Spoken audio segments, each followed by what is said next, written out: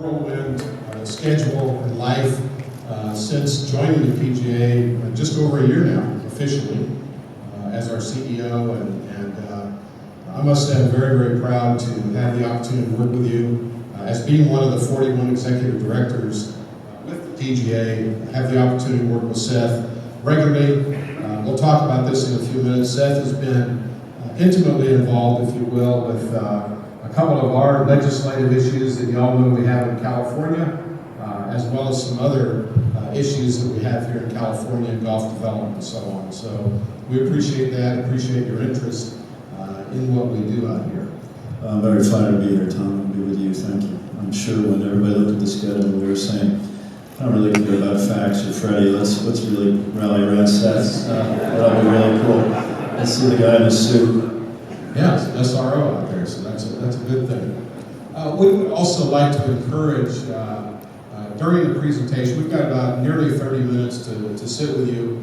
We'd like to encourage questions, so if you have a question and we can see you as are discussing, please stand up and raise your hand and ask whatever you'd like that's reasonable, of course. We'll talk about a couple things. One of the initial questions that I had, Seth, is a gathering like this, which is, if not our largest, one of our largest gatherings that we have in the Southern California PGA. What do you see the value for our golf instructors, for our coaches, in coming together like this as PGA golf professionals? Well, thanks, Tom. And first of all, I really am flattered to be here. Thanks for having me.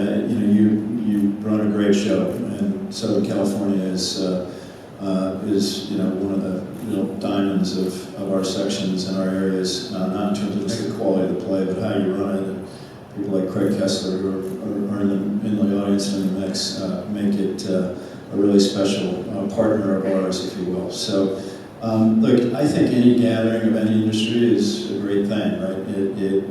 I have this view. I grew up in Wall Street and kind of grew up on a trading floor, and they're ant farms, right? And the way that they work is a little confusing when you get there because you have no privacy and there's no anything. But what you realize is that the whole world is kind of there, right? And so I have this perspective that if everybody could sit around, and it's true in Washington too, if you could sit around one round table and hopefully over dinner and a good bottle of wine, then you get a lot done. And so I think that's the first thing about things like this is getting together and knowing your peers and creating a pride in what you do. Right? I think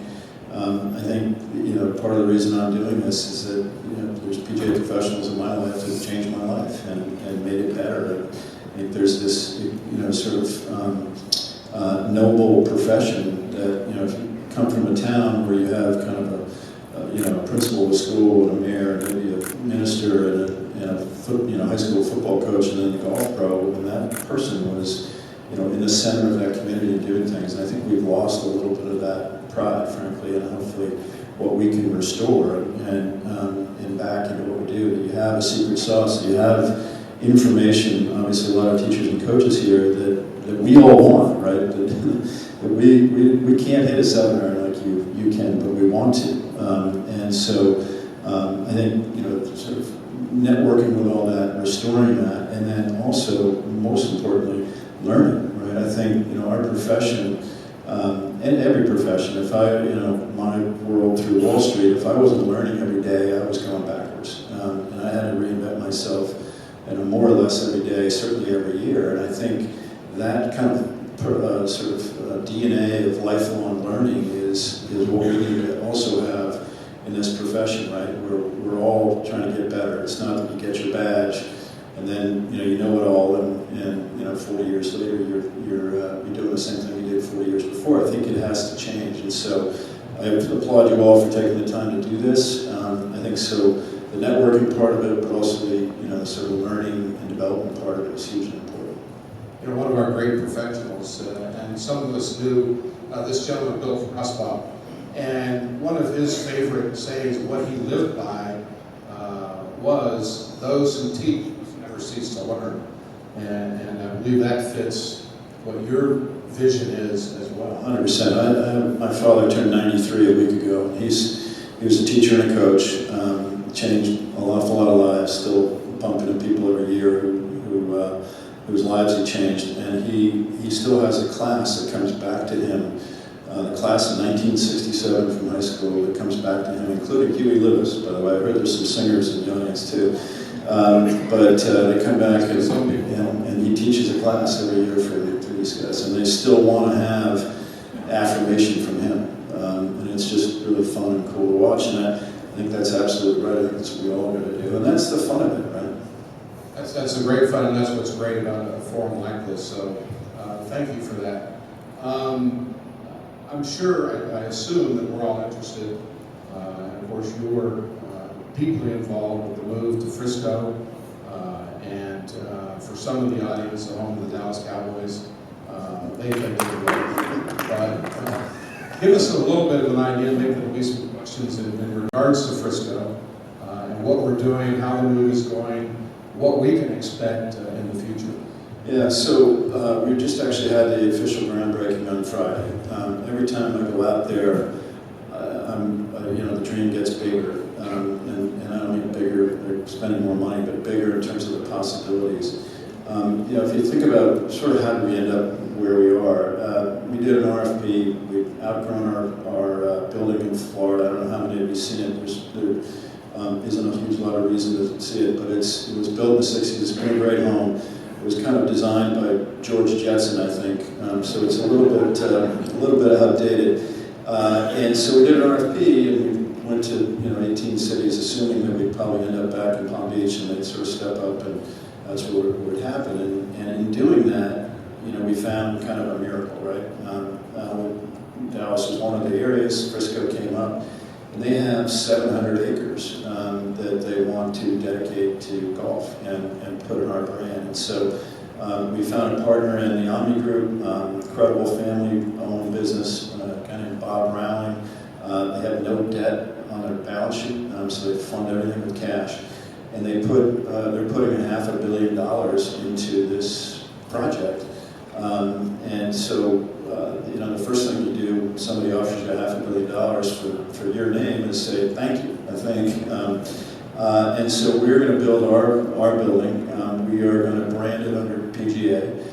We will have 2 championship golf courses, one built designed by Gil Hanse, the other by Bo Welling. They're both incredible designers, but even more importantly, amazing human beings. We're going to co-design a 10-hole short course that will be lighted and will have access to kids. We're going to create kind of a Alps style, if you've ever been to St. Andrews, kind of an Alps putting experience that will be open to everybody. We envision it, families and dogs running around, et cetera, et cetera. It's going to have a retail component, food, experience component. It'll have the best practice facility on earth. It'll have all of our teaching facilities, so that no longer reports in loosely. We have this concept of PGA University, which will be this lifelong learning kind of concept across all the different verticals that we're teaching. And we think in doing all, and then they're building a 500-room resort. They call it 4.5 star. I don't know quite what that means, but there'll be office buildings around it. The Hunt family has bought 2,500 acres around here. It's building this community. So we're going to anchor this whole side of town. And what I think it will become, frankly, is the community for golf. Right? If you were designing golf today, you wouldn't have it, and running it sort of like a business. You certainly wouldn't design it the way we have with all the different entities that are in it in the industry, and you wouldn't have it as spread out geographically. You've got Ponte Vedra, you've got the USGA in Short Hills, you've got kind of the endemics in Carlsbad, you've got us in Palm Beach Gardens. And I think because of us as the anchor tenant and because of all the things we're putting in there, I think this will end up being kind of the home of golf in a lot of ways. And I've likened it to Silicon Valley in the sense that, if you think about what happened there, it was Stanford University, 2 guys named Hewlett Packard built a computer in a garage, and suddenly you created this entrepreneurialism that is driven by a university and a lot of those things. And now it's the biggest economic engine in the country and probably the world, right? And so I don't mean to get overly dramatic about this, but I think all roads for golf will kind of run through Frisco. And it's not just because when we open, it's not because I'm saying it, it's because it will be a natural pull to the game. And I think if you're a young person trying to sort of get into the game, it will be there. I think it'll draw the endemics. I met Josh Alpert in the back from Top Golf we're talking to about doing an experience there. And I think everybody will want to be around it. And so, and what we really want it to be, frankly, is your home. Like, we want everybody of the 29,000 to be proud of what we've built, to use it as an education facility, as a destination, as a place to go learn, and a place to take pride in your organization and what they're doing for you. So we are building it not as a monument to ourselves, but as a kind of a pyramid for the game, if you will, that will have that will naturally draw people through. And I think you'll end up having miniature versions of this, where you go and you meet somebody from the Met section or from South Florida or whatever it is that are sort of trying to do the same thing in terms of the journey. So we think it really could end up being that center of golf, both for commerce, play, and fun. We have a number of associates in the room with this this 2 days, and a lot of conversation about moving the PGM program, the training program, to Frisco, and even the potential savings that might mean, because we pay an average cost for an associate to get to Port St. Lucie. Do you see that changing, or bring those programs that may even reduce some of the cost of the associates? 100%. And I should have said it in the first place, but having it in the center of the country makes a huge amount of sense, right? You're kind of one flight from almost everywhere in the country, right? And that's exactly right. That's absolutely where all our learning and development will come. We're talking about creating a little bit of a finishing school at the end of PGM. That's premature, but where we kind of say, okay, you've graduated from PGM, now come and spend some time with us for 3 months for us to make sure that you have what we think it takes to get your badge and go out there and actually do what you want to do for a living. And so we absolutely think that, obviously there's a lot of virtual teaching going on. We think that'll increase, but in terms of where the physical university will be, if you will, that's all about Frisco. What will we maintain in Port St. Lucie once the move occurs? What will be left in Port St. Lucie? So we'll still have the golf club, PGA Golf Club. There's been a lot of gnashing of teeth over the Learning Center. That is, unfortunately, it's been a failed experiment, and economically, we've lost somewhere between $500,000 and $1 million a year kind of operating that, but we have been able to make, if anybody's played it lately, and you may not have because it's a long way, but we've put a lot into the golf courses. They've gotten great reviews. We've run a number of championships, and will still do that, Club Pro and a few other things. And we'll continue to invest in that. We've actually made that kind of break even to hopefully slightly profitable. We're also, once we dispose of the Learning Center, going to kind of blow up the practice facility and make that world class, not only range, but kind of short game, all that stuff that you do. So as a PGA professional, you'll have all that access in that part of the world as well, in addition to Frisco. And then we're also leaving kind of an operational hub in the current headquarters. Just didn't make sense.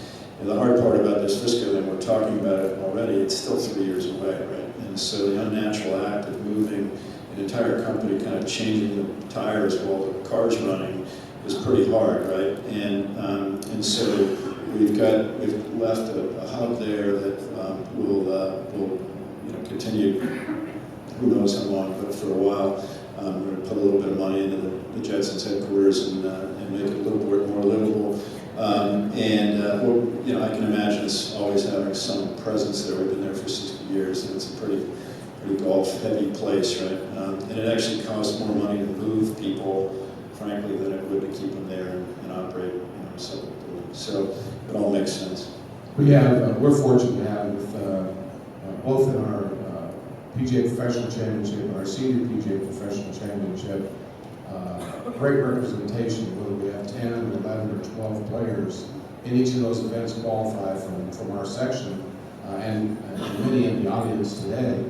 What is going to be the schedule at Frisco in regards to not only our club professional championships, but other events such as the PGA, the senior, if we're going to do a Ryder Cup there, for example? Yeah, we've already scheduled, it's 23 events, I think it is, I think I got that right, in 13 years, so, starting in 23. And we've got a senior, we've got a KPMG, I think we have 2 KPMGs. We have a PGA championship already on the schedule. We've got, again, the Club Pro, PGA, PGC, and we've got, we're actually going to make it the home of our Junior League World Championship too. I don't know if any of you have ever had a chance to go there, but if you forget why you love the game and why you're doing what you do, go watch one of those or coach one of those. It's just inspiring. It's been in Phoenix at Greyhawk. They've been great partners for the last 4 or 5 years. And we hate to sort of take it away from them, but that'll become the permanent home. Our new broadcast partner, ESPN, has this vision of turning it into the Little League World Series of golf. And I don't know if you watch that, but that's pretty cool. And so we'll have those there every year. And so and we have a light pencil on the Ryder Cup. We have not committed to that.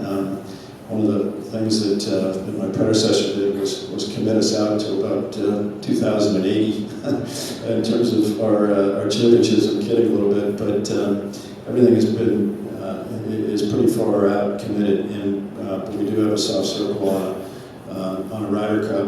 We just want to make sure the whole thing works before we commit, and it's so far out that we have plenty of time to do that. But we will absolutely. I don't think we'll ever make it the permanent home of the PGA Championship, but that I think we should be moving that around the country. We're the PGA of America, right? And I think we should go to sections and show us where it is. But we will clearly have a whole lineup of championships.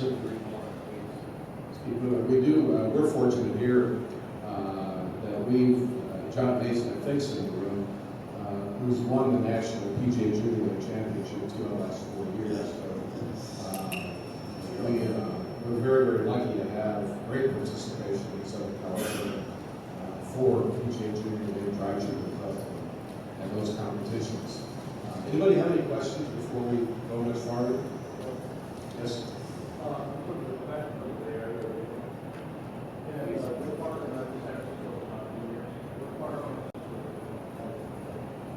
I'm sorry, what part of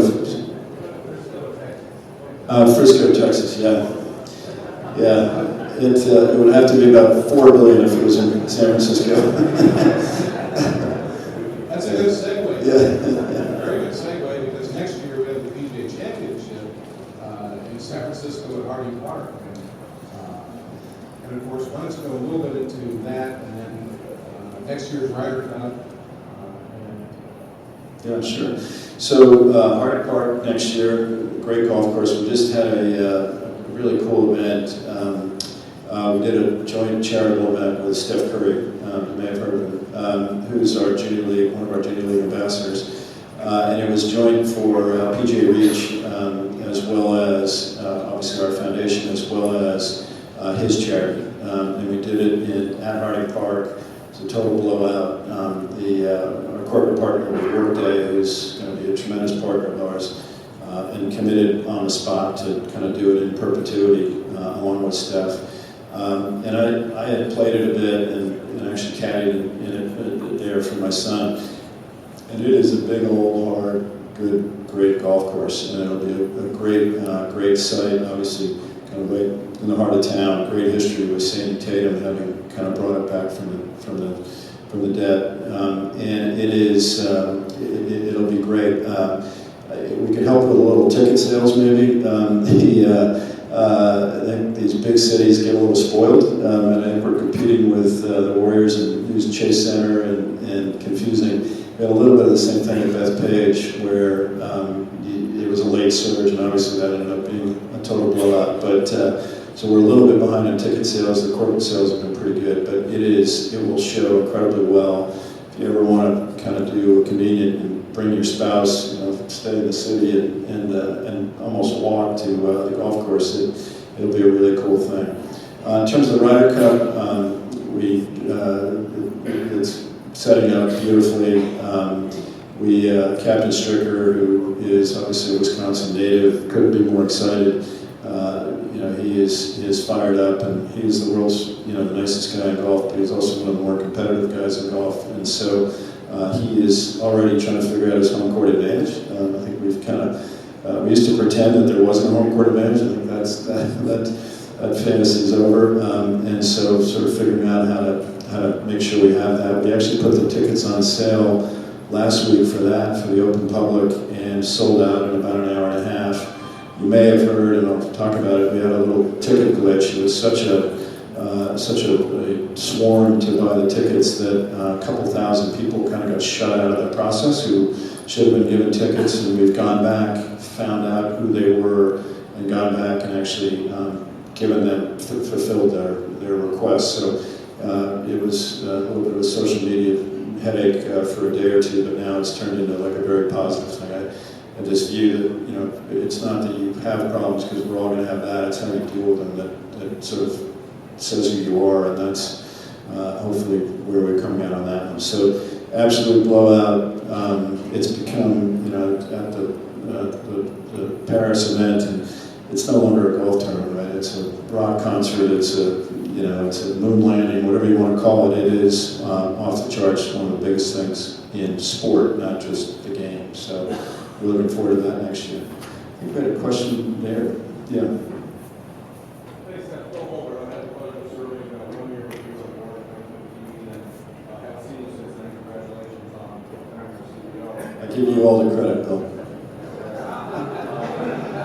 As you know better than I, at that point in time, strategic planning became paramount in our association. We're at a very critical stage, I think, as far as golf construction goes in the PGA of America.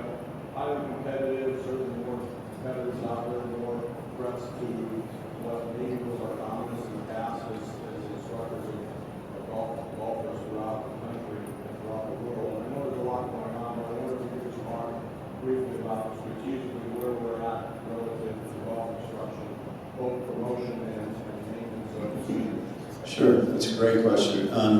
I'll tell you the broad answer quickly on the sort of strategic plan, because it's been in place, people put it in place, I think rightfully so, because obviously our governance rolls over all the time, so having kind of a longer term plan is kind of how you have to think about it. It was a little hard for me to kind of explain it to people, even though I understood it, because it was really just an aggregation of business plans within each unit as opposed to kind of an overall strategy. And so we've tried to put it into buckets that people can understand, and I think about we were put on earth as an association to maximize our business so that we can dividend that back to the 29,000 and the game in some form. And by the way, by dividending it back to the game, it should reward those 29,000, right? And that's really what we do, and that's how we think about it. So I think about our members first, and kind of how do we serve them in a variety of ways. How do we create benefits for them through education, through services, through